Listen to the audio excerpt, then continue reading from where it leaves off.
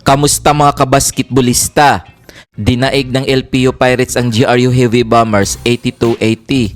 Tinanghal na best player of the game si John Barba sa likod ng kanyang 20 points, 3 rebounds at 2 assists. Panalo naman ang Benilde Blizzards kontra sa Litran Knights 83-78. Tinanghal na best player of the game si Justin Sanchez matapos nagtala ng 16 points, 6 rebounds at 4 assists. Kung bago ka pa lamang sa channel na to, mag-like na at subscribe. Heto ang team standings as of November 8, 2024. Benilde Blizzards 13 wins, 2 losses. Mapua Cardinals 12 wins, 3 losses. San Beda Red Lions 10 wins, 5 losses. LPU Pirates 8 wins, 8 losses. AAC Generals 7 wins, 8 losses. Kung umabot ka dito sa video na to, mag-like na at subscribe. Litran Knights 7 wins, 9 losses.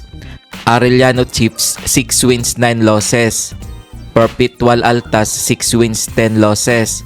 San Sebastian Stags 4 wins, 11 losses.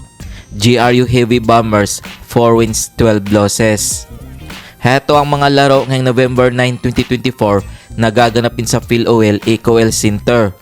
Maglalaban ng San Sebastian Stags at Perpetual Altas alas 11 ng umaga.